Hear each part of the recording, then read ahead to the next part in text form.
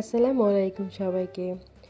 শ্বশুরবাসা থেকে আসার পরে আব্বু আম্মুকে দাওয়াত দেওয়ার জন্য আমরা রাতেই বাজার করে ফেলি, কারণ দিনের বেলা আমার হাজব্যান্ড অফিসে থাকবে, বাজার করা পসিবল না।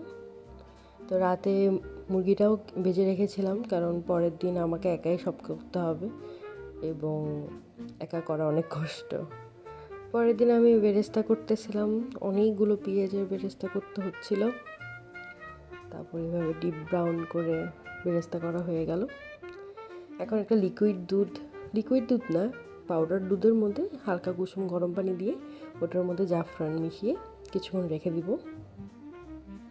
তারপর এখানে আছে আদা রসুন বাটা, 1 চামচ মরিচের গুঁড়ো, বাদাম বাটা এবং কাচ্চির মশলা। এটা বাসায় বানানো মশলা আমাদের। এটা হলো ফ্রাইড অয়েল, যেটা আর কি ফ্রাই করা হয়েছিল ওটার মধ্যে তেলটা। এখানে দই লাগবে, টক দই, এবং ওই মিশ্রণটা যেটা দেখিয়েছিলাম, এবং ফ্রাইড অনিয়ন।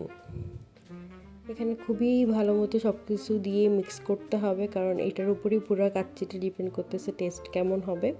আমি সব মশলাগুলো দিয়ে দিলাম একসাথে, দিয়ে ভালো মতো মিক্স করলাম সব কিছু করে। এখানে টক দই দিয়ে দিলাম, এখানে প্রায় 1 কাপের মতো টক দই দেওয়া হয়েছে।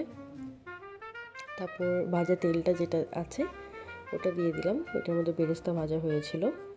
তারপর প্রায় 1.5 থেকে 2 কাপের মতো বেরেস্তা দিয়ে দিলাম। এটা দিয়ে ভালো মতো আবার মাখতে হবে। জিনিসটা একদম এমনভাবে মাখতে হবে যাতে করে দেখে মনে হয় যেন রান্নাই হয়ে গেছে। অনেকক্ষণ ধরে মাখতে হয় যাতে করে পুরো মশলাটা গোস্তর ভিতরে ঢোকে। এখানে আসলে মিশ্রণে কী আছে আমি বলে দিই। ঘি, লিকুইড দুধ, যেটা আর কি পাউডার দুধটাকে লিকুইড দুধ বানানো হয়েছে। তারপর জাফরান যদি না থাকে এখানে আপনার ফুড কালারটা ইউজ করা যাবে। তারপর সাথে দিয়ে দিতে হবে আপনার কেওড়া জল এবং গোলাপ জল। এখানে কালারের জন্য আমি একটু কাশ্মীরি লাল মরিচটা নিয়েছিলাম, কারণ দেখতে মনে হচ্ছিলো যে আমার কাছে আর একটু মরিচ দরকার, কিন্তু বেশি ঝালও চাচ্ছিলাম না, বাচ্চারা খাবে দেখে। সবশেষে আমার মনে হয়েছে যে আমি লবণ দিতে ভুলে গিয়েছি, তারপর লবণ দিয়ে নিলাম। এখানে নিয়ে নিয়েছি চিনি, কিশমিশ, এবং হচ্ছে একটু বাদাম, আলু বোখরা এবং মাওয়া।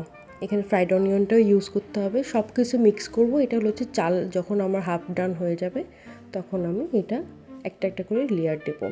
এখানে চিনি, লবণ এবং একটু ফুড কালার দিয়ে আমি আলুগুলো ভেজে নিয়েছি। এই প্রসেসটা আমি দেখাতে পারিনি বিকজ আমি পুরো টায়ার্ড হয়ে গেছিলাম একা একা কাজ করতে করতে। Thank you for